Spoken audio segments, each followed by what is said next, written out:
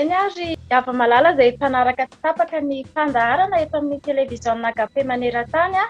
ampifaliana indray no androsoana ao tokantranontsika amin'izao fotoana izao androany moa tsika dia manana thème anankiray izay hojerentsika eto mikasika ny amin'ny hoe secte sy ny fampianaran-diso ao anatin'izany dia manana ihany koa tsika ny vahintsika androany izay tsisy vina amintsika intsony pasteur Mario Razafy-Manjato eo ihany koa i Ranajahery Manampy Razakamanarina izay hitondra amintsika ny makasika izay thème izay mikasika ny amin'ny secte sy ny fampianaran-diso fa ao anatin'izany dia avetramintsika aloha dia anaraka ny horonan-tsary anankiray ity alohan'ny hidirantsika ao anatin'ny famelabelarana dia anaraka avetrany ny horonan-tsary anankiray ity. Tena mahaliana ny olona ny atao hoe secte ary nefa mampatahotra ny olona. Rehefa izay tanora eto dia malala fa ny ray aman-dreny koa inoko fa mahafantatra an'izay tsara fa rehefa ny tanora ny andeha ary amin'ny fikambanana ry indrindra moa fiangonana hafa tsy le fiangonany tsy fiangonany razana dia matahotra foana ny ray aman-dreny hoe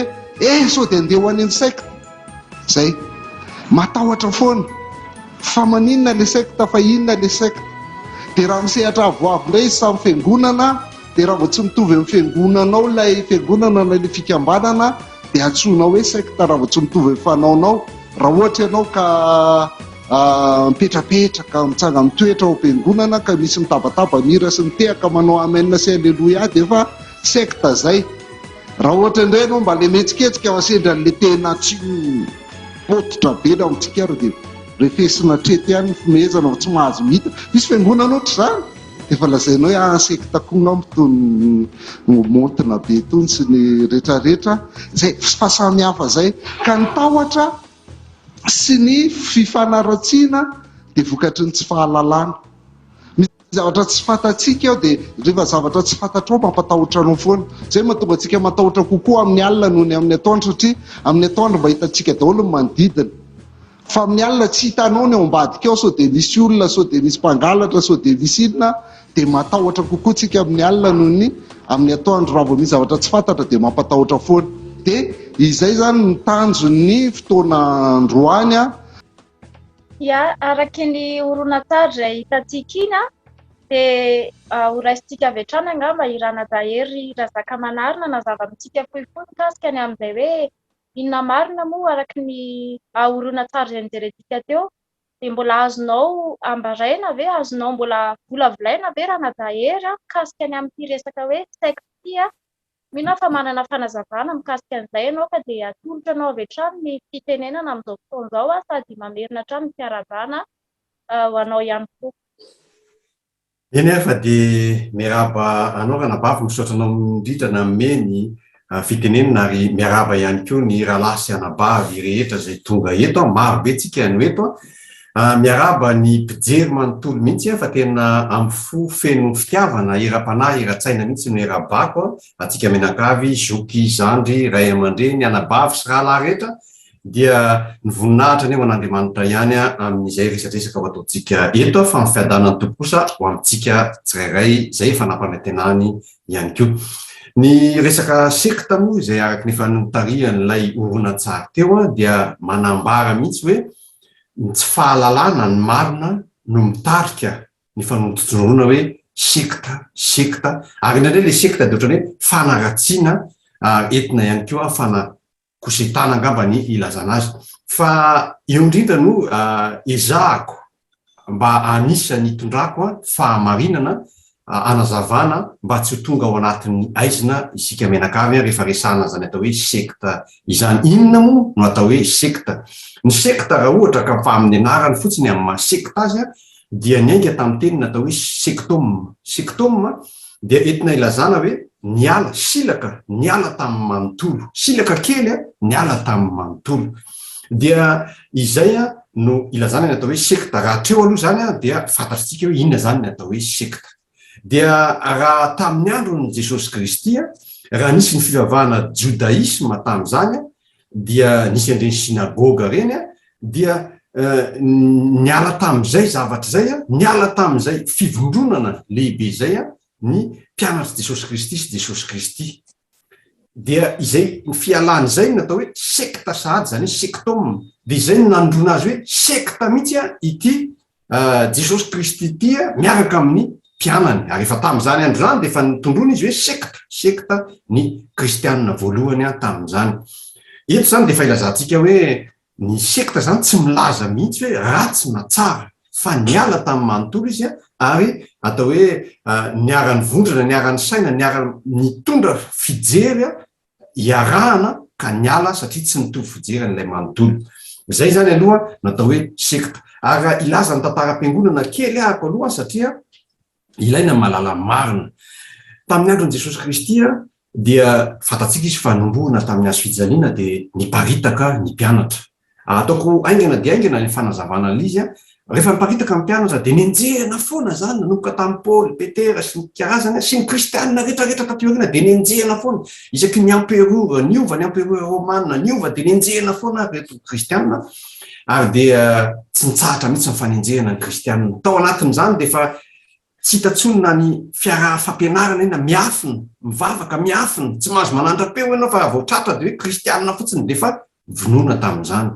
Lazay ianao fa raha vao tsy mekoroka amin'ny tsangam-batina empereur ianao dia vonoina avy hatrany. Zany zavatra nisy tamin'izany dia le filazana hoe za kristianina sisa nifantatry ny sasany fa le fahalalana efa manomboka tsy fantatra ntsony hoe inona marina eo maha-kristianina fa kristianina dia mino an' Jesosy dia le fampianarana Jesosy indray tsy tonga akory amin'ny tanteraka fa le mino an' Jesosy dia efa maty ianao fa tratra zany ohatran'izay zavatra miseho. Dia isaky ny emperora niova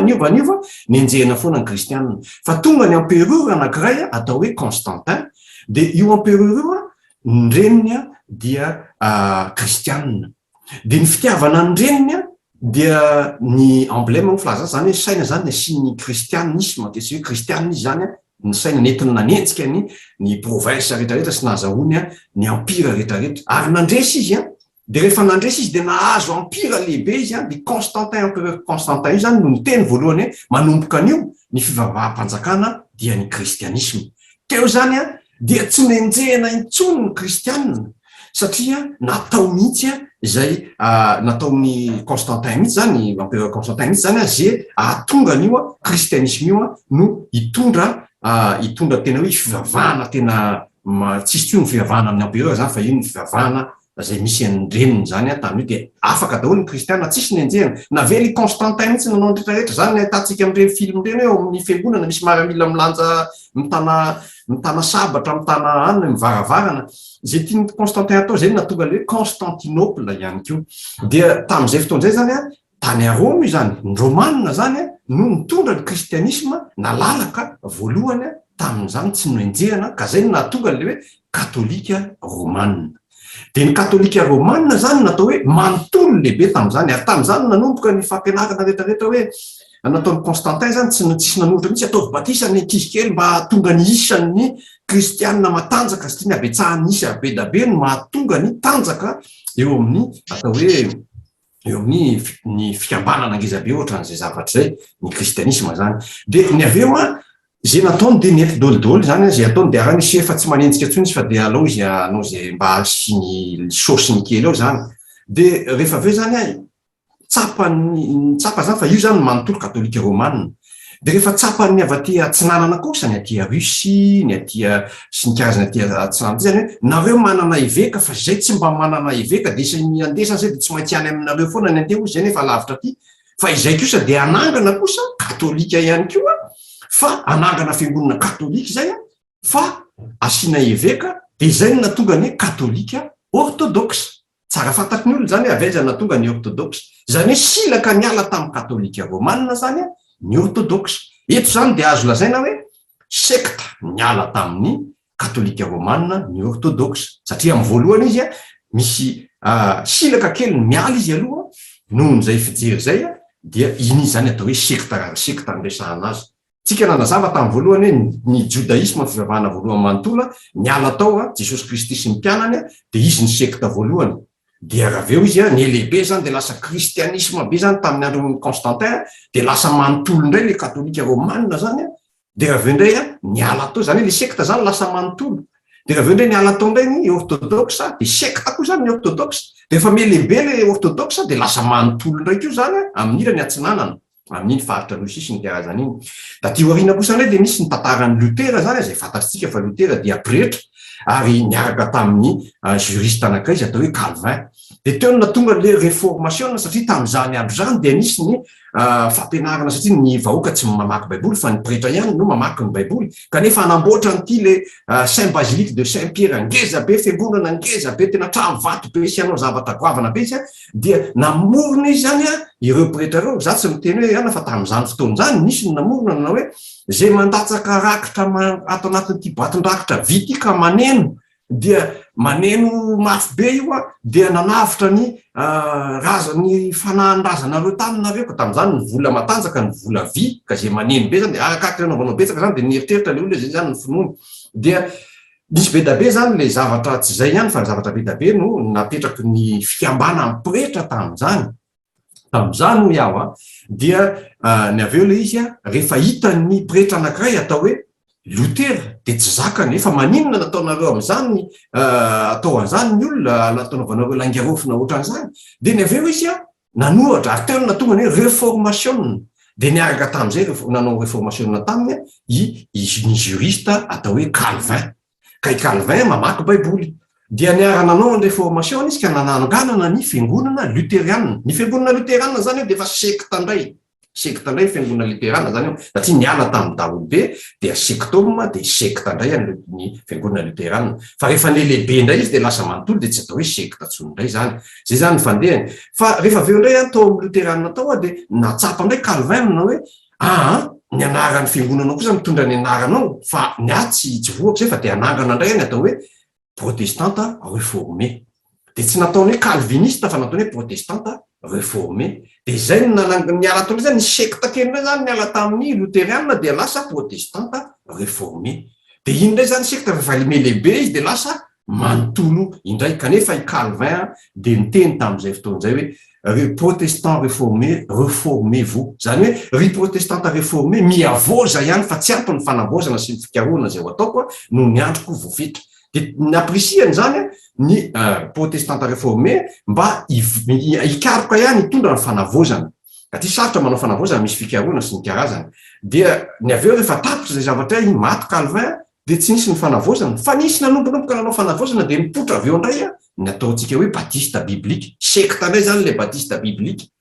de natonga le hoe batisa mitropoka batisa n'olon-dehibe fa satria fanolora-teny io fa ny ankizy kely tsy mahalala ny tokony anolorany teny de teo zany natonga ny batiste biblique de ny batiste biblique indray rehefa aveo azy ny sekta de efa me lehibe indray izy de lasa manontolo de aveo indray nisy karazany tony atao hoe batiste biblique pasteur sasatsasany niaraka tamina pasteur méthodiste niarankariko an'izany atao hoe batisa ny fanamasina zay tsy hitany zany de mikariko izy de nahita indray de mivoaka aveo am'izay zany ny atao hoe pentecôtiste sy ny évangélika maro isan-karazany be da be dia reny natao hoe sekta am'izao fotoan'izao reny natao hoe sekta fa ngeza be manontolo izy de tsy sekta tsony de mizarazara foana tsy mitsahatra mihitsy zany izy ty ny filazana hoe sekta ity fa ny sekta tsy midika hoe ratsy raha hitatsika teo Jesosy Kristy ny sekta tamin'ny sinagoga tsy midika hoe ratsy fa ny sekta de milaza fotsiny hoe mety ho fiavozana le izy fa misy koa ny atao hoe sekta ratsy ngambany eo amin'ny tapany faharoa zay hidirantsika amity no ahafantarany hoe inona moa natao hoe sekta ratsy inona natao hoe sekta tsara tsy ny sekta ny ratsy fa ny fampianaran-diso angambany no mety misy famolina ny fampianarana mety atongany hoe diso sa tsy diso zay ngamba mikasika ny sekta fa afaka misy fanontaniana ahafahantsika manohy aveko amin'ny mpitondra ny fandaharana ny resaka sy ny fandaharana dia mbola makasitraka atsika tsirairay avy ampanaraka tsy tapaka zao TV AKP izao ihany koa ny tenako Iara Zanakoty ihany koa moa ny atao fanolorana miaraka amin'ny Rahavavy Chantal makasitraka be da be an'hery manampy Razaka Manarina ary manona ny fiadanan'ny tompo anao ihany koa ny tenako tamin'izay fanazavana mahakasika ny sekta izay ary raha njereko moa ny horonan-tsary teo tamin'ny fanarahana ny horonan-tsary teo dia anisany natahotra ihany koa ny tena tamin'ny mbola kely hoe sekta satria ny teny Ray Aman-dreny araka ny vidéo teo iny mihitsy iny horonan-tsary fohifohy iny ary nampatahotra vao maheno hoe sekta ary raha hatramin'izao mino fa ny ankizy mbola maheno hoe sekta ohatr'izany amin'ny tsy fahalalana dia matahotra ihany koa izany hoe raha araka ny fanazavana ny teneninao rehetra teo tsisy idiran'ny hoe mandihy tsy mitovy tsisy idiran'le hoe mandihy any fiangonana azy ndray tsy mandihy tsisy idiran'izany mihitsy ve zany le sekta tenenin'ny olona amin'izao fotoan'izao zany hoe diso be ve zany le fijeren'ny olona le hoe sekta ny fandikan'ny olona le hoe sekta amin'izao fotoan'izao satria ny fandikany dia hoe ny fiangonana zokiny fiangonana zandriny no sekta dia le fiangonana mandihy fiangonana mitehatehaka diso reny sekta ary araka ny fanazavany teo moa hoe ny tsy fitoviana dia lazaina fa lazain'ny olona fa sekta fantahotra ozy sy mifanaratsiana dia lasa sy ny tsy fahalalana dia lasa mahatonga atsika hiteny hoe sekta ity ary ny teneninao teo misy moa hoe noho ny tsy fahalalana dia lasa miteniteny foana moa zany ny olona dia zay zany ny fanontaniako hoe tsisy idiran'izany mihitsy ve zany le hoe sekta satria raka ny fanazavana teo tena tsy nahita resaka mihitsy hoe ty fiangonana mandihy ty sekta na ty ohatr'izao fa tiako fantatry ny olona zany satria misy manaraka tsika ary tiany ho fantatra mihitsy amin'izao fotoan'izao inona marina zany le sekta mba tsy tentenenana foana sy tsy tsaratsarana olona dia meko anao hatrany fitenenana mpisaotra ranavavy ary tena fanontaniana tsara petraka le izy satria mipetraka any amin'ny eritreritry ny olona voajanahary mihitsy nipetrahany zany ny atsain'ny olona fa araka le teny teo hoe tsy fahalalana no mahatonga ny tsaratsara sy tsy fahalalana mahatonga ny fandosona ny olona ohatra fotsiny zao raisy fotsiny tsy resaka fiangonana ary tsika raha tsy resaka fiangonana ary tsika fa iresaka fotsiny atao hoe andro iainana amin'izao fotoan'izao dia malaza mihitsy zany atao hoe démocratie ohatra zay zany ny manontolo zay ny daholobe raha vao miala amin'ny daholobe zany ianao dia tonga dia sekta koa ianao zany satria ozy ianao hoe za ozy ianao tsy hanao démocratie fa za hanao théocratie ohatra zany dia fa osy ny olona hoe miala amin'ny daholobe zany ianao sekta koa ianao zay koa zany le izy fa raha iverenana eo amin'le hoe fanontaniana napetraka teo hoe ny fivavahana iverina amin'ny fiangonana antsika misy ny fiangonana mandihy misy ahitanao mandihy izy ahitanao fomba samihafa arakaraka ny volotany raha ny aty Frantsa ianao tsy dia mitovy loatra na samy ny fiangonana mitovy zao azy dia mety tsy tovy ny fomba ho iaho fomba fivavahana fietsika zany dia za sady efa tsy mitovy loha ny lokotavany olona ty sy ny olona any dia efa hafa aloha zay dia ny anankiray tonga any ny volotany malagasy malaza ny femitsikitsiky fatapitsiky malagasy mahay mandray olona rehefa mifaly izy dia mandeha voajanahary mitsikitsiky izy dia mety mandihy kely izy manaraka rythme izy mitehaka izy mety mandeha zany zay ny tena izy raha mandeha amin'ny voajanahary le olona fa tsy manaraka n'le fivavahana taloha zay nentin'ny vahiny voately tsy maintsy mototra be tsy maintsy mitabataba fa ohatrany hoe manaitra an'Andriamanitra fa zatoko tabaisina mihitsy natao fiangonana vaoko tsika hitsaitsaika masa ohatran'izay le zavatra nefa raha vao ohatra ianao ka tena hoe feno fananao faly ianao dia aseho anao fifalianao dia ozy ny olona hoe sekta be ty ary zay no nanjoany ao anaty soratra masina misy an'izany ao amin'ny Davida rehefa nitondra n'ilay taberna kely izy rehefa tonga tao an-tanànany dia faly izy dia nandihy izy dia nihirahira nandihy sy nandeha ny lokanga sy nikarazany dia nahitan'iny ny vadiny Mikala izay zatra n'ilay fivavahana taloha asa namotomotina na ohatran'izany dia tezitra hoe adala ve anao ty mba tsy lazana hoe lasa sekta mitorotorondo ve anao ty sa ahoana fa dia ohatran'izay le izy hoe nitadiavin'Andriamanitra dia tena hoe tsy ambomboatra ianao fa ianao mihitsy no atolotra ao zay ahako raha ohatra ka atao anatiko ato tsy dia amiko loatra le mandindihy be dia za zay fa tsy voatery hoe anaraka andretsy io andindihy mody anao an'izay ahako masody lazain'ny olona fa tsy mitovy aminy fa Andriamanitra malala hoe tsy zay ahako fa raha ao aniko ny te andiha nefa zay koa zako zay nitoetrako dia ataoko zay ary raha ohatra ka miaraka amin'ny olona mitovy amiko de tsy hitako ny olana raha ohatra ka miara-mandindia miara-mitehaka fa saingy fotsiny ny fivavahana angamba iny moa apetrako amin'ny pastera rehefa avy eo ny inona moa fivavahana marina satria ny fivavahana tsy hoe mandia fotsiny ihany ko fa tsisy mahasamy hafa azy amin'ny boîte de nuit koa raha ohatra ka mandia fotsiny ny atao ao fa misy fiderana ao a mety miaraka mandia ao sady mandeha fietsika izy fa tsy hoe fandizana ohatra ny hitatsika any amin'ireny fandizany boîte reny no ataonao fa tena mahatonga sasany miteny foana inona koa ty fandizana mandia mosy tao izy ny sasany tsy zay ko ny zavatra ho ataonao eo fa tena maneho any fifalianao amin'ny resaka dia ianao amin'ny dia tsotra sy dia tena hoe tena sincera ozy ny vazaha fa tena tena araka an'Andriamanitra kosa amin'ny tena maizy ianao tsy mivoana amin'ny tokony hoe tsy fampisehoana kory no atao fa fanehoana zay samy hafa zay fampisehoana sy ny fanehoana ny fiderana ataonao amin'Andriamanitra. Misy zavatra be da be ao anatin'izany fa ny fivavahana be da be ny fivavahany ao anatin'ny fomba fivavahana ny fiderana kira, fiderana amin'ny fiderana amin'ny vavaka, ny fiderana fanompona maro isan-karazany ary indrindrindrindra ihany koa fiderana amin'ny alalan'ny fivadikanina. Zany de fomba fivavahana daholo zany tsisy banga zay no tadiavin'Andriamanitra amintsika zany fa ny zavatra iray fotsiny zay tena hoe tiako tenenina mafy dia ny hoe ny mpivavaka marina dia mitondra fanatitra ho an'i Jesosy. Zany fanatitra ho an'Andriamanitra zany inona fanatitra an'Andriamanitra? Ny voaloam-bokatra, ny fanatitra tsy misy klema. Ankehitriny ny fanatitra misy klema tsy ny vokatry ny nofo mihitsy tompoko fa ny vokatry ny fanahy. Ny vokatry ny fanahy voasoratra ao amin'ny Galatiana 5:5 sy ny sisiny vokatry ny fanahy iny tompoko ny tena hoe fanatitra mendrika omenan'Andriamanitra satria vokatry ny fanahy no tadiavin'io. Zay no tena ilain'ny tompoka raha vokatry ny fanahy no atolotra ao mandia ianao ao an'ny tompo tsy hitako ny olana fa fanatitra tsara ilain'Andriamanitra ihany koa ny fanehoanao zay ao anatinao. Zay ngamba mety hoe valy mety navaly an'ilay fanontaniana bavy angamba asa raha mety zay na mila ampina. Makasitraka indrindra raha nadahery tena voambara daholo ny fanontaniana saika anampy kely fotsiny hoe ao anatin'izay rehetrarehetra nefa zany de tsy miala amin'ilay fototra maha kristiana le ijoroantsika maha kristiana de Jesosy zay fanazavana rehetra nazavainao teo na namdiana tsy nandia de ny fototra de hoe mino an Jesosy. Zay kosa angamba ataoko hoe tsy mampiova na ntseko ty na tsy miala amin'ny Jesosy mihitsy fa Jesosy ihany lalana fahamarinana ary fiainana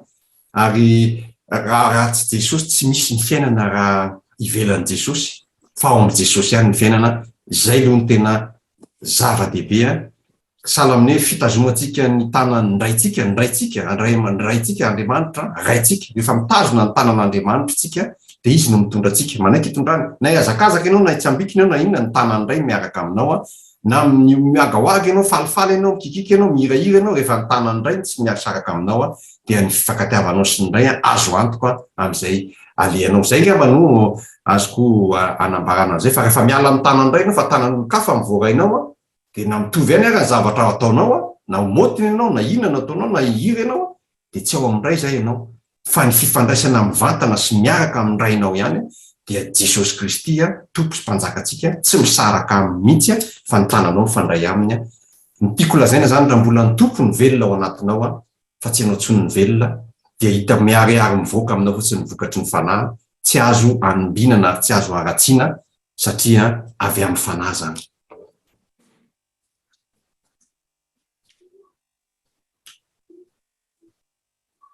Mikonao fitenenana fa Chantal. Misaotra anao raha vaviarina amin'ny fitenenana mahaliana dia mahaliana tokoa moa zany fanazavana zany fa ianao zay manaraka amin'izao fotoana izao dia fantatrao androany ny marina ary ny marina no hanafaka anao tsy handevy satria moa araka ny voalazany ranadahery teo dia no nitahotra indraindray no mahatonga antsika hoe ay rehefa mahita fivavahana hafa anao zany dia no nitahotra ao anatintsika ilay hoe seky io dia lasa mipanika tsika fa androany dia fantatrao ny marina ozy ny voalazan'ny tenin'Andriamanitra dia ny marina no hanafaka anao tsy handevy mihina fa misy zavatra voarainao tao anatin'izany ary ao anatin'izao ihany koa dia mbola misy ny mbola mitohy ihany tsika anaraka hatrany ny fitohizan'izao fandaran'izao mbola misy ny tema anankiray koa izay araka nefa natsidika tena mpiandohana hoe ny loha hevitrsika androany anao zay vao niditra dia zao hoe ny secta sy ny fampianaran-diso dia ny secta zany zay hitantsika zay dia mihina fa ianao raha vaviary ngamba mety manakambara ihany koa amin'ny thème manaraka zay rahantsika amin'izao fa mankasitraka ny rana-dahery aloha tao anatin'izay mitondra ny fanazavana fa androany dia nazava tamiko za manokana fa dia mbola tsy nahazo fa androany misaotra mitombo fa nazava tamiko zany ny dikan'le hoe secta dia misaotra anao ny amin'izay fanazavana izay dia meko anao ngamba raha vaviary ny fitenenana avy hatrany. Ya dia mitohatra any tsika ao anatin'izao fandaharana izao araka ny voalaza teo dia fampianaran-diso indray izao fahalohan'izay dia andefa horonan-tsary fofoy andray ny teknisiana ao ambadika ao. Fa misy lalana roa rehefa tonga ny fiainana ialana eto amin'ny tany ity, na makany amin'ny fiainana mandrakizay any paradisa any amin'Andriamanitra na ho any amin'ny fahaverezana mandrakizay. Koa izany ny antony izao fanambarana izao hizarana amintsika hoe miomana eo amin'Andriamanitra ao dia andova ny fiainana mandrakizay raha te ho isan'ny ankarina raha ho avy any amin'ny raolanitra Jesosy dia mila miomana tsika. Fa vanim-potoana farany izao, vanim-potoana faramparany mihitsy izao ambaran'ny tenin'Andriamanitra. Azay ny mahatonga anay mampiomana mitsoka ny andro maraka rehefa tenena hatramin'izay foana hoe ho avy Jesosy eo ny amin'ny raolanitra fa move vonona ve tsika, move avitsika an-tsaina zany zavatra famarinana zany sa hodiditsika fanina sy tsy henotsika fa tena milaza fa ho avy Jesosy. Ary ny antony ilazanay fa tena ho avy Jesosy ary efa akaiky ny fiverenany.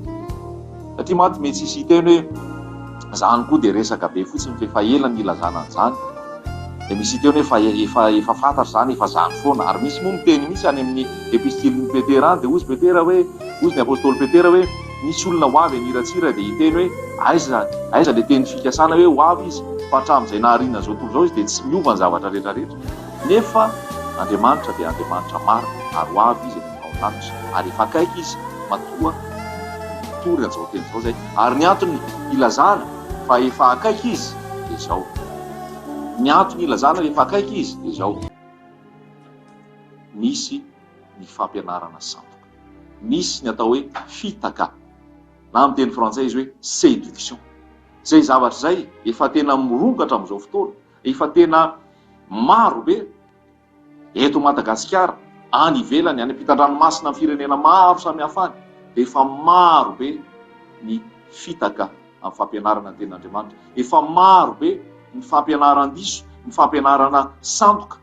Ary efa misy moa zany ny fampianarana sandoka, misy ny fampianaran-diso dia misy zany ny fampianarana sandoka, ny mpamina ny sandoka. Misy zay zavatra zay. Ary zay ny dika fa efa akaiky Jesosy. Efa akaiky Jesosy io. Ary zahay ny rahan'Andriamanitra averina aminao ihany tsy hitory zay atoko-monina na atoko-pivavahana na fikambanana na olombelona fa nambaranao zay le lalana sy famarinana ary fiainana dia Jesosy Kristy velona avy any Nazareta nandresy ny fahafatesana velona mandrakizay mitondra antsika ao amin'ny fiainana mandrakizay. Zay no ambaranay, zay no torianay hampianatra hitory ny famarinana tenin'Andriamanitra, hitarika ny olona hiverina amin'ny famarinana atao amin'ny tenin'Andriamanitra amin'ny fampianarana madio tsy misy kilemy. Voninahitra Andriamanitra ary ampianarana antsika. Fa maro izy tenin'Andriamanitra ny fampianarana sandoka, mpamina sandoka zay efa tonga amin'izao fotoana izao, midiky zany efa akaiky Jesosy. Ary ny antony mahatonga amin'ny lazan'izay amintsika izay manaraka ny fandaharana dia mandritry ny fandaharana. Foany zavatra tena mahaliana ny olona. Mino fa nahita daholo tsika tsirairay avy tao anatin'iny horonan-tsary iny ny zavatra ny ambarany teo sy ny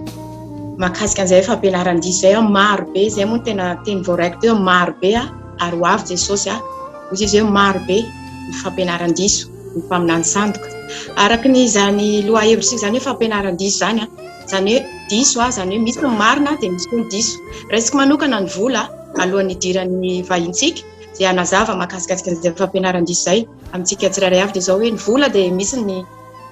tena izy dia misy koa ny sandoka. Dia eo koa zany miresaka ny eto amin'ny fampianarantsika amin'ny maha kristianantsika dia zao hoe misy koa zany ny fampianarana marina dia misy koa fampianaran-diso ka hiditra amin'izay indrindra isika iresadresaka amin'izao anoy an'izao fandaran'izao ary ny vahintsika manaraka moa dia fantatsika fa pasteur Mario Razafimanjato miarabanao pasteur Mario ary tonga dia omeko anao avy hatrany ny fitenenana mahakasika an'izay fampianaran-diso zay maro ny olona ny tafalatsaka ao anatin'izany satria ny fampianarana omena tokoa dia tenin'Andriamanitra daholo ihany koa ny miasa ao anatin'izay fa nefa misy ny tafalatsaka ao anatin'ny fampianaran-diso ary betsaka ny olona no tsy mahafantatra hoe fampianaran-diso hoe ty misy anaty isa tsy fampianaran-diso ary zay no tiatsika mba ho azavaina eto mba tonga ny olona hiverina amin'ilay tena fahamarinana dia omeko anao ny fitenenana miarabanao dia fidanan'ny tompony eo anao sy ny ankonanao. Omeko anao ny fitenenana pasteur. Iny ary sotrany anabavy arina zanakoto izay manolotra fitenenana miarabantsika rehetra ihany koa tonona amintsika rehetra mpanaraka ny televizion AKP ny fiadanana sy ny fahasoavana avy amin'ny Kristy ary sy mitondra ny fampianarana moa mazava azy dia tsisy fa avy amin'ny fampianaran'i Kristy ilay izy voaresaka be dia be toa ny resaka sekta angamba tsy iverenako intsony fa mazava tsara ny amin'iny ny sekta akory tsy hoe ratsy fa miataka fotsiny zany amin'ny vongana anankiray dia araka ny fijery olona azy rehefa d'accord izy amin'ny fampianarana dia tsara ilay sekta rehefa ratsy ny fandraisana izy dia ratsy koa ilay sekta mazava azy fa tsy iverenako mikasy an'izay fa raha hitsika amin'ny resaka fampianarana tena marina dia mazava azy araka ny voalaza toera misy ny vola marina dia misy ny vola sandoka raha misy fampianarana marina dia misy ny fampianarana sandoka ka resaka fampianaran-diso moa tsika no resahana dia mazava azy tsy maintsy ny ten'Andriamanitra no anamarina azy satria amam-panokon'Andriamanitra dia tsy ny hevitro no lazaiko eto akory fa ny hevitr'Andriamanitra ary izay voalaza anatin'ny soratra masina. Misy mponina tao Birindre mandeha dia nazava mihitsy ato baiboly amin'ny asana apôstôly misy an'izy hoe naherina andinika izy ny soratra masina nanotota izy nataon'ireo apôstôly mandinika zany zareo isan'andro manamarina namarina zany natsika dia tahaka izany koa zany tsika ilay kristiana rehetra izay antsoina anaraka ny fampianaran'i Kristy tsy ndreka ilay fampianaran'i Kristy fa raha vao tsy araka izay fampianaran'izay zany dia mazava azy zay moa maha-kristiana antsika televiziona kristiana ity dia bisy ary milaza moa zany fa sekta Kristy zany lohan'ny sekta dia tsy maninona fa raha zay ny fandraisan'ny olona anazy dia aka ten'Andriamanitra tsika aloha anankitelo retany dia efa mahafeny gasy an'izay fampianaran-diso zay sy ny fampianarana tsisy kilema. Timoty voalohany toko fahaenina andiny fahatelo Timoty voalohany toko fahaenina andiny fahatelo sy ny manaraka azy ao dia misy koa Timoty faharoa toko fahaefatra andiny fahatelo sy ny manaraka azy ao ary ny amarina koa azy dia any amin'ny Tita na Titosy dia toko voalohany ary ny andiny fahasivy no amarana koa azy ary izay no vakiko voalohany mba tondrako fanazavana kely zany mikasy an'ity fampianaran-diso sy ny hoe fampianarana tena izy zao vaky ny teny amin'ny anaran'i Jesosy Kristy tompo ary Titosy voalohany andiny fahasivy vakiko amin'ny anaran'i Jesosy manao hoe mitana mafy ny teny marina araky ny efa nampianarina avy eo mitana mafy ny teny marina araky ny fampianarana. Ina moa tazonina mafy teny ary tsy hoe teny feteny fa teny marina araky ny efa nampianarina. Io zany le efa nitantarana lahery manampy misy fampianarana mipita avy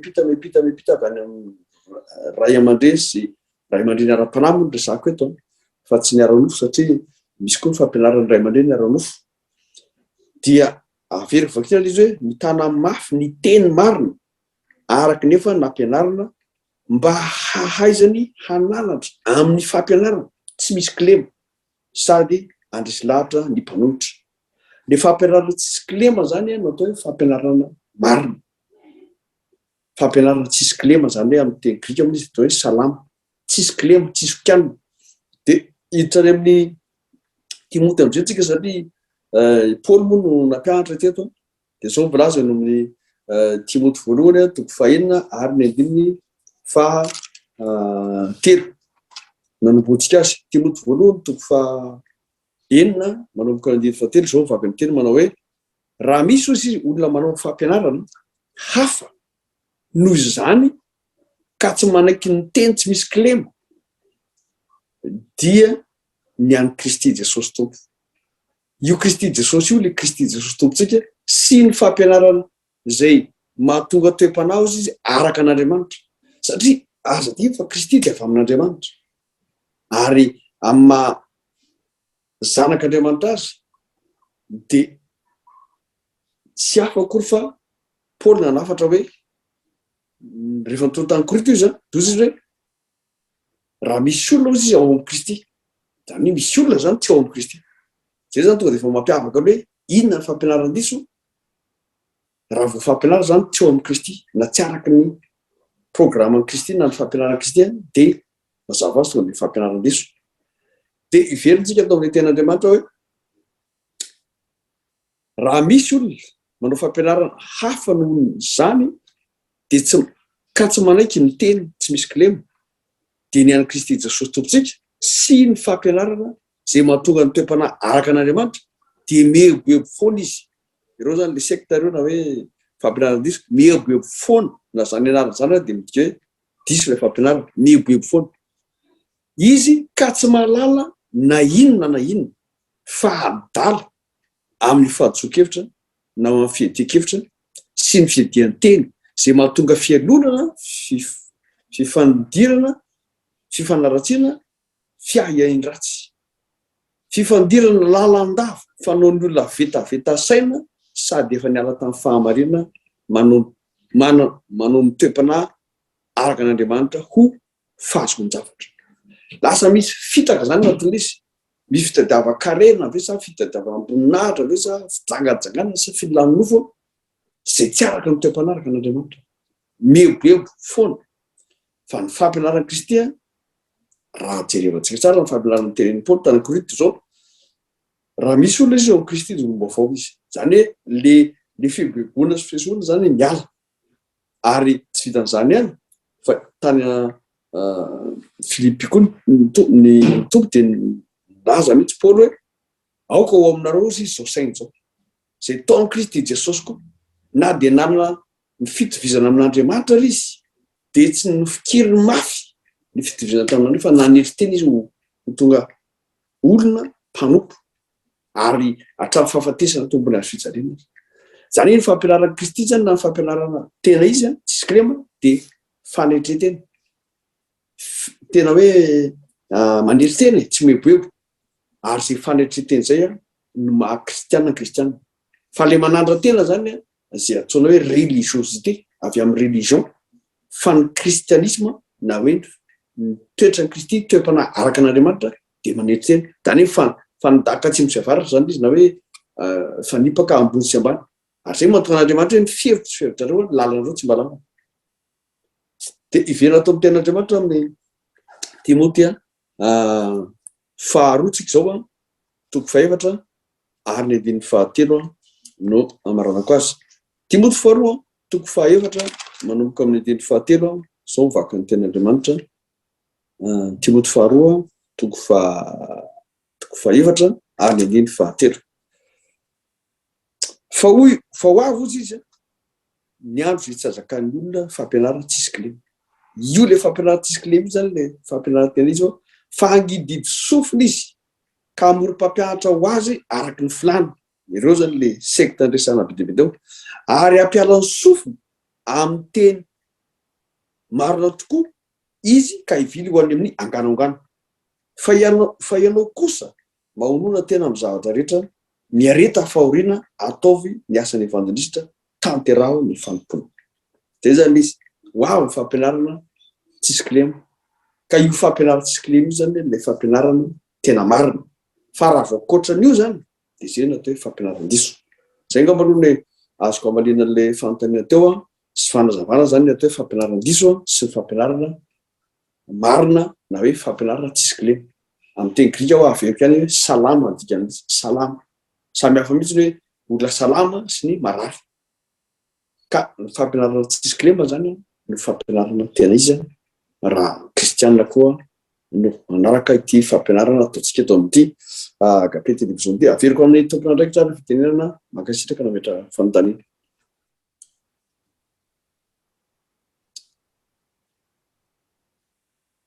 Ia, misaotra ny pasteur Mario Razafy Mandatsika amin'izay fanazavan'izay mino fa misy zavatra voarainao avy hatrany ao anatin'izay.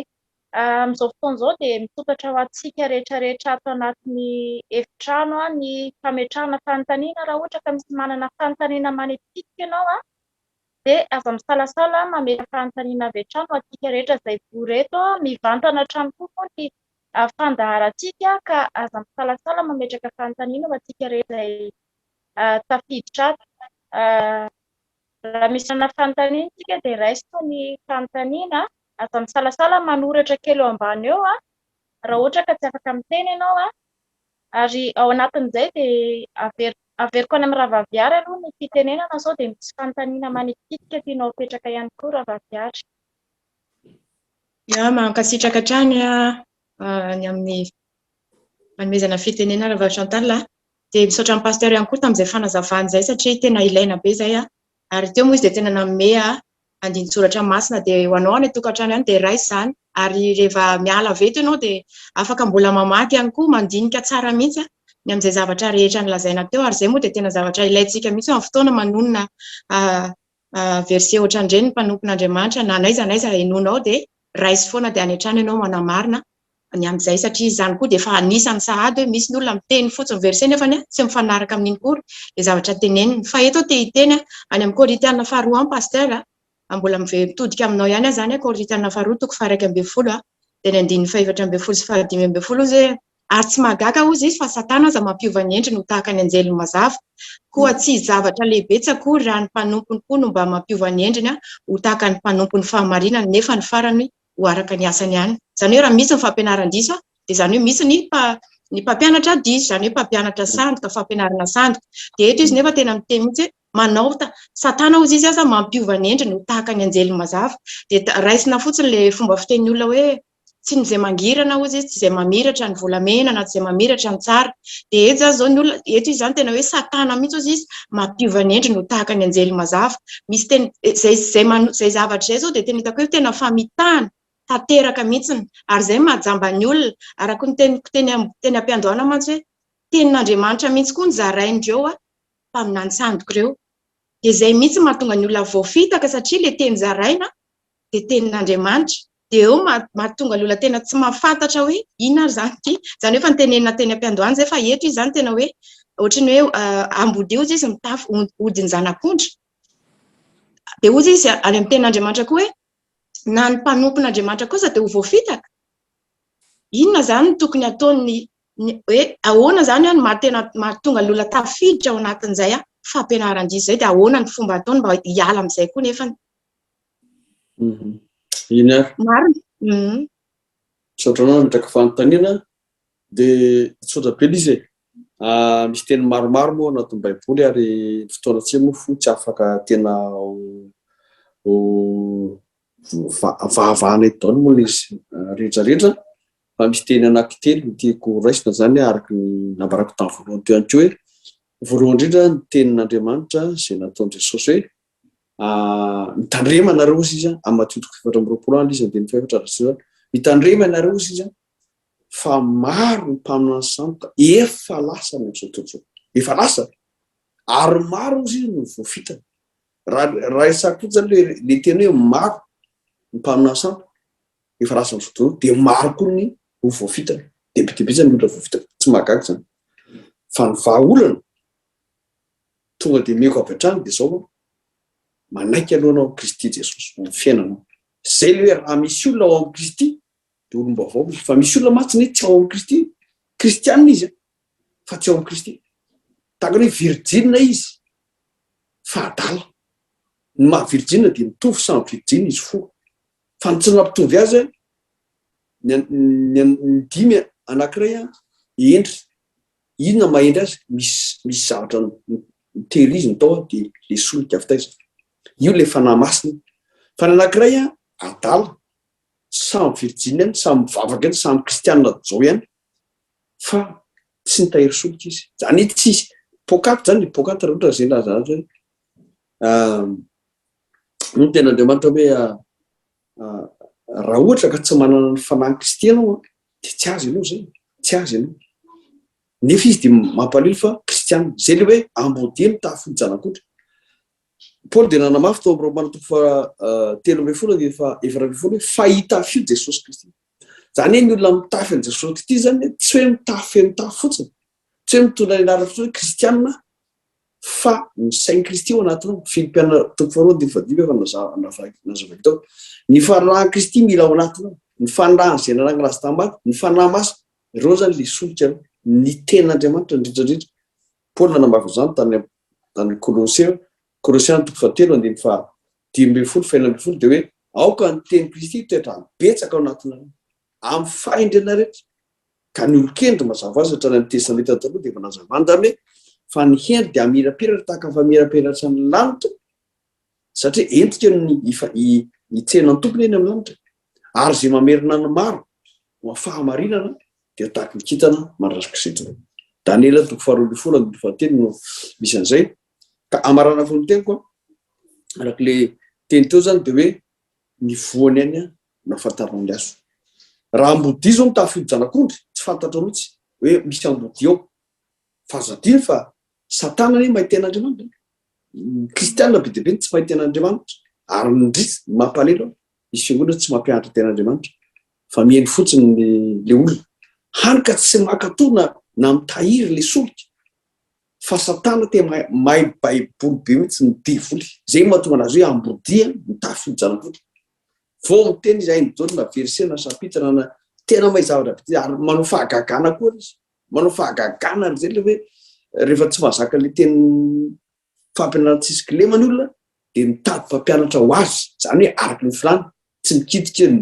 mikitika ny viny priveny dia andraso hoe andra ten'Andriamanitra ihevenan'le Timoteo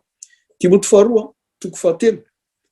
amarana ko azy tozy ny ten'Andriamanitra aoka ho fantatrareo zao izy fa any aparany any dia isy andro mahory fa ny olona dia ho tia tena tia vola mpandoka tena mpiavonavina miteny ratsy tsy manoro raisy reny tsy misaotra tsy manaja zay masina tsy manam-pitiavana mpanotory fo mpanendriketrika tsy mahonim-po loza be tsy tiany tsara mpamaty jakrina mpeboebo tiany fahafinaretana mihoatra no fitiavana an'Andriamanitra manana endrika ny toe-panahy araka an'Andriamanitra nefa mandà hery ireny koa dia alavira misy kristiana zany tokony ho alavirana satria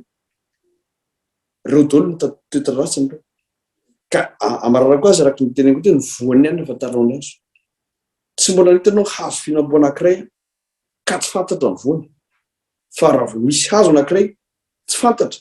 dia andrasino fa hipotro ny voany tsy maintsy hipotro ao foana ny maizy azy fa tsisy takona izay tsy hita na miafina izay tsisy eo zay nga many azoko marena azy ia misaotranao hatrany pasteur Mario ny amin'izay fanazavana izay dia anisan'ny zavatra anankiray moa tenenin' Jesosy rehefa nanantona azy ny mpianatra raha nijery an'ity Mateo 4:20 ity dia ny zavatra tena nampitandreman'i Jesosy voalohany satria ny teny izy dia nanantona azy ny mpianany hoe lazao aminay ny heviany zany zavatra rehetrarehetra izany ny andro atongavan'izany ny fataperan'izao tontolo izao dia zavatra tena nampitandreman'i Jesosy voalohany dia hoe Jesosy ozy izy namaly ka nanao taminy hoe mitandrema fandrao izy hamitaka anareo fa maro no avy amin'ny anarako maro no avy amin'ny anarako izy izy ka fa maro no avy amin'ny anarako ka hanao hoe izao ny Kristy ka maro no voafitany tena hitantsika zany hoe ao anatin'izay dia misy tena mijoro hoe izy mihitsy no tena Kristy dia hitantsika hoe efa voalazan'ny tenin'Andriamanitra zany le izy ao anatin'izao andro farantsika izao araka ilay efa voalaza teo hoe efa aty anatin'ny andro farantsika rehefa mitsangana io tsy azontsika ferana zany io ary raha misy ny zavatra betsaka indrindra izay efa miparitaka dia ireo resaka ohatrany hoe fampianaran-diso ireo dia mino aho fa tao anatin'ny fanazavan'ny mpanompon'Andriamanitra pasteur Mario Razafimanjary teo dia nandray ianao ary vakio ny tenin'Andriamanitra miorena tsara amin'ny baiboly ianao fa io ny fahamarinana dia mila miorina tsara ao anatin'io tenin'Andriamanitra tsika mila mifikitra tsara amin'ny Jesosy amin'izao andro farany izao dia tena mila miambina ihany koa izany satria betsaka ny zavatra izay efa mitranga dia mila miambina isika ao anatin'izany. Ka alohany amaraparanantsika ny fotoana angamba sao dia manakambara ihany koa ny vahintsika Ranadahery Razakampanarina ohatra na mbola tsy nandefa fanontaniana isika ato amin'ny manaraka mivantana alohan'ny amaraparanantsika ny fotoana efa eto amaraparanana moa tsika izao ka raha ohatra ka mbola misy manana fampaherezana faraparana isika na zavatra tiana ho ampita ho an'ny mpiaino ihany koa amin'izao fotoana izao dia ameko atsika ato anatin'ny efitrano angamba ny fitenenana hoe ina izany ny fampaherezana tokony omentsika ny vahoakan'Andriamanitra izay manaraka atsika ihany koa amin'izao fotoana izao satria mety misy mametra-panontaniana ihany koa amin'izy ireo amin'izao fotoana izao inona izany no ataonay amin'izany zavatra rehetrarehetra izany dia sokafako atsika rehetrarehetra izay manakambara angamba ny fitenenana na pasteur Mario na ihany koa i Ranadahery na eo ihany koa Ravavy dia ameko atsika ny fitenenana. Ia dia andray fitenenana kely ary zany satria nahaliana sy nahafinaritra mihitsy ilay filazana an'ilay hoe fampianaran'ny diso teo te ilaza hoe marina mihitsy ilay voalazantsika teo hoe ny sekta tsy ny sekta ny ratsy fa misy ny sekta mitondra ho any amin'ny ratsy dia misy mitondra ho any amin'ny tsara ihany koa. Fa io zany ny araka ny tenin'ny pastera teo ary dia tena mitondra mihitsy eo anatin'ny voasoratra ao anatin'ny baiboly ny hoe ny voa no ahafantarana ny hazo. Izany hoe ny ahafantaranao any hoe paoma tia dia hazo paoma tia dia paoma navoaka amin'ny fatsipaiso ohatra fotsiny. Raha ahafantaranao hoe voaloboka tia dia hazo voaloboka zany io dia tsy mamoaka vonatsindrana izy ohatra. Fa ny paoma mamoaka paoma, ny paiso mamoaka paiso. Ny voany zany nahafantarana ny hazo hoe hazo inona ity. Ary tiako be ilay fitenin'ny pastera teo manao hoe ndaisiny tao amin'ny soratra masina aloha ilay izy hoe ny atao hoe fampianarana tsy misy kilema dia fampianarana salama. Dia eto koa zany dia ny ahafantaranao hoe hazo salama ity dia ny voany salama. Izany hoe raha marary ilay hazo dia avy hatrany ny voany dia tonga dia mety ho simba ilay paoma ohatra. Dia hoy ianao hoe marary ty hazo ity zany fa mila tsaboana. Dia ohatrany ihany koa rehefa marary zany ilay fampianarana dia avy hatrany ny vokatra dia marary. Dia eto zany tiako te-tena zany hoe marina koa ny tenin'ny pastera teo manao an'ilay hoe ny devoly mahay soratra masina be hainy tsara mihitsy ny soratra masina tamin'izy nakafanahany Jesosy raha soratra masina no tany saina. Hainy soratra masina fa zavatra tsy hainy dia ny miaina amin'ny soratra masina. Zay kosa aloha dia tokony fantatritsika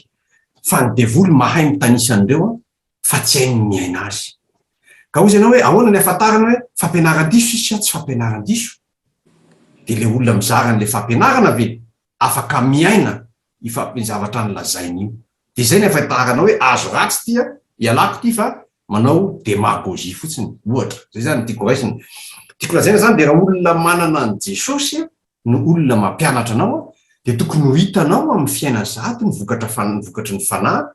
izay misy satria raha Jesosy no mitoetra ho aminy dia ny toetra ny tonga dia vokatry ny fanahy ho azy. Tsy tanteraka izy nefa tokony ho hitanao hoe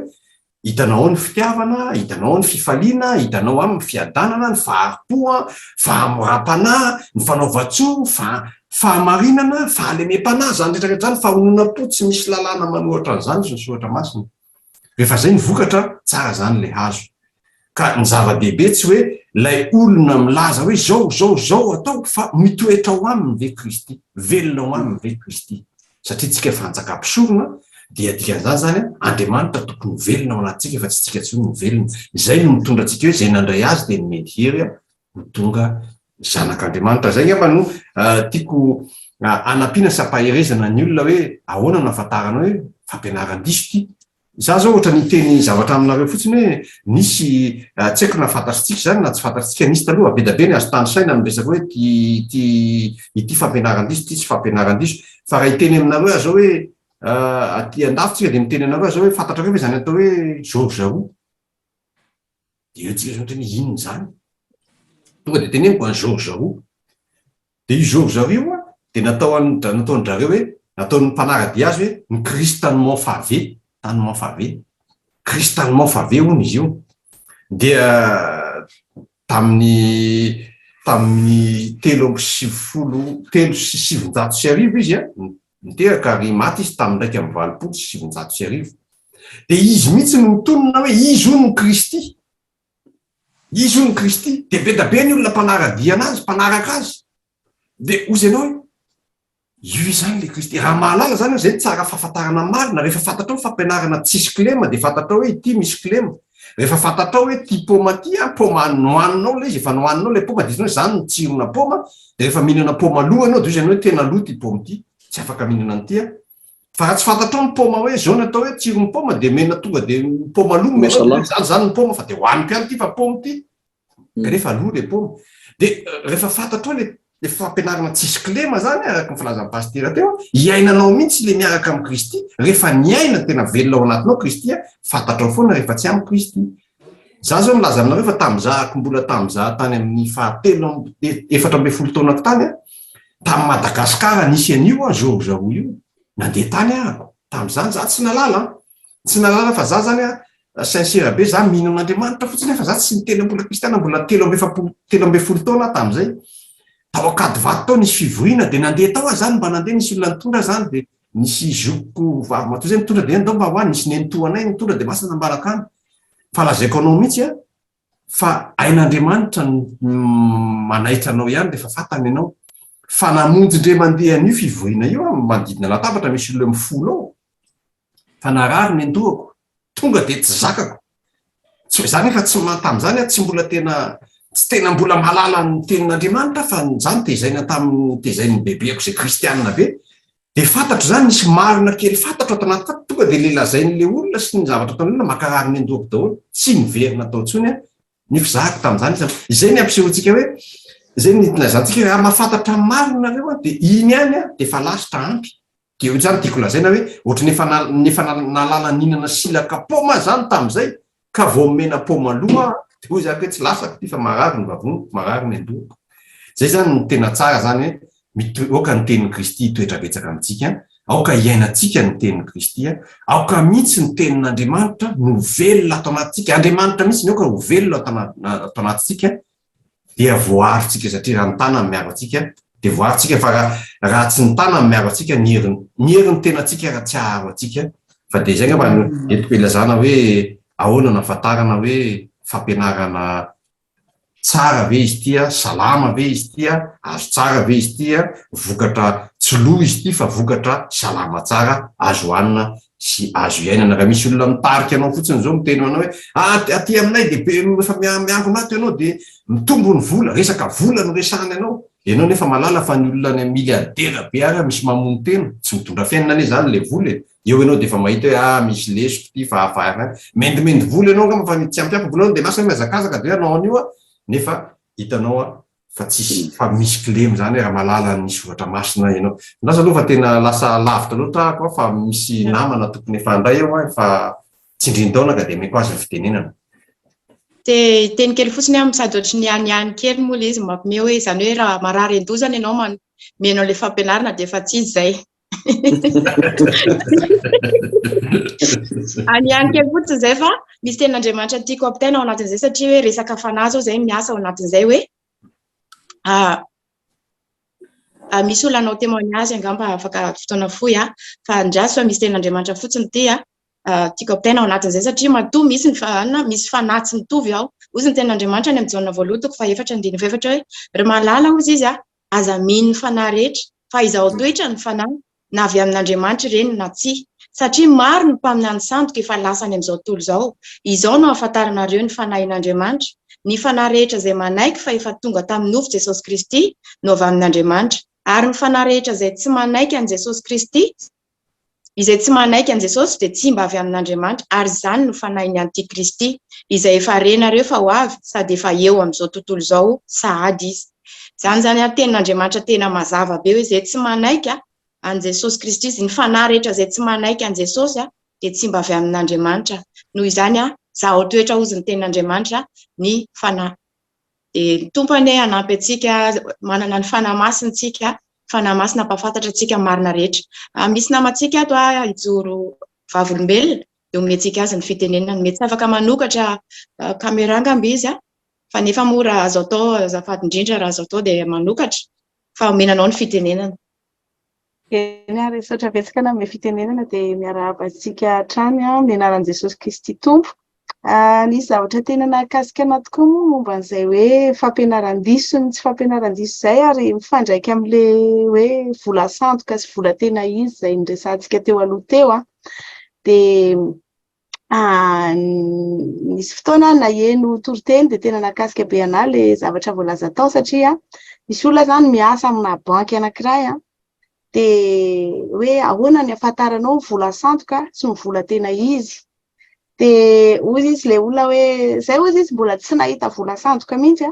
fa isan'andro izay dia tena mianatra be an'ity vola tena izy ity jerena amin'ny atsipiriany ny taratasy nanaovana azy ilay sary eo amin'ilay izy tena hoe jerena amin'ny lopy mihitsy tena dinihana isan'andro ilay vola tena izy. Any ka raha vao mandalo eo masina ny vola sandoka raha ohatra hoe mandeha eny an-tsena eny ka mety tonga dia fantatra hoe tsy izany.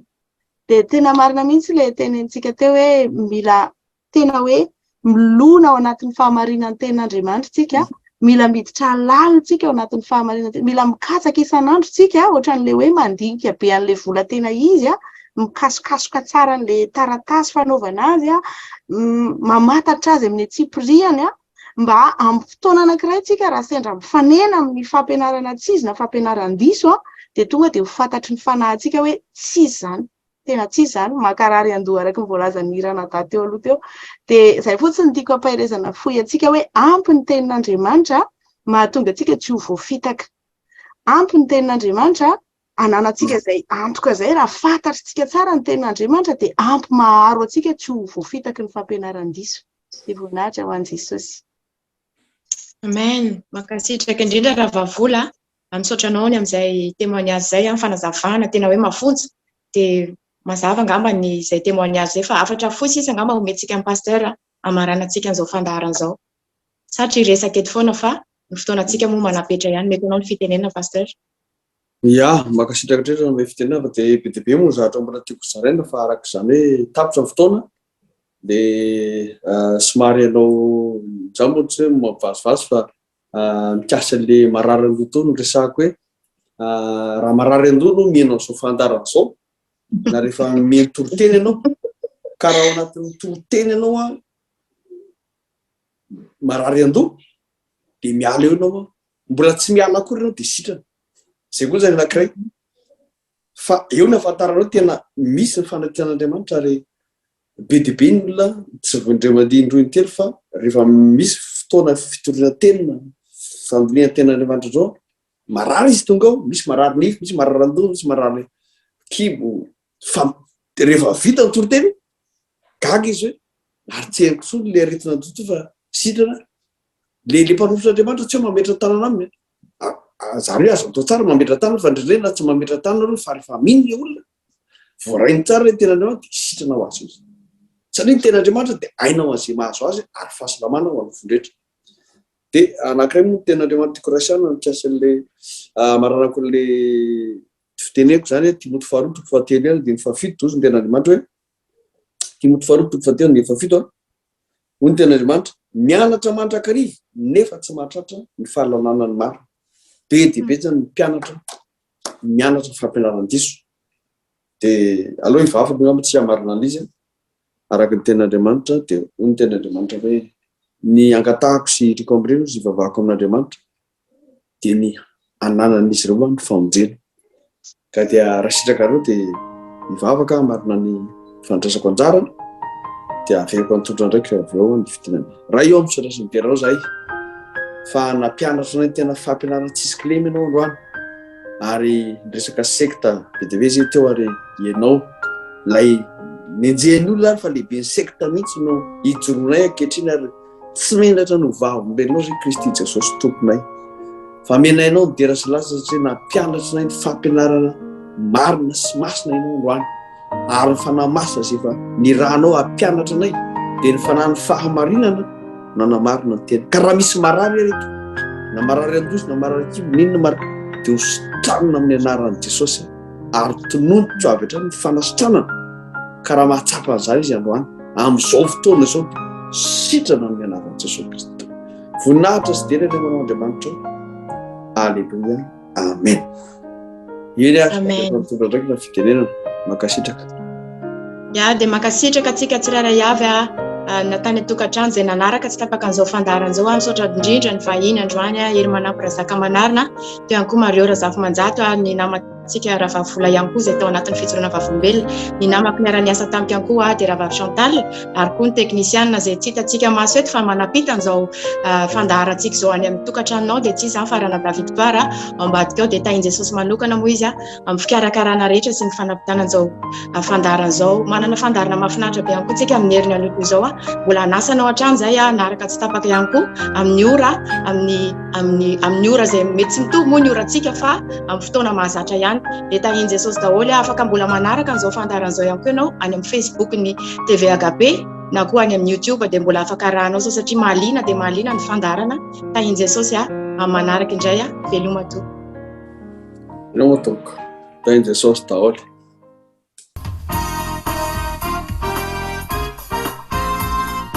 Madagascar.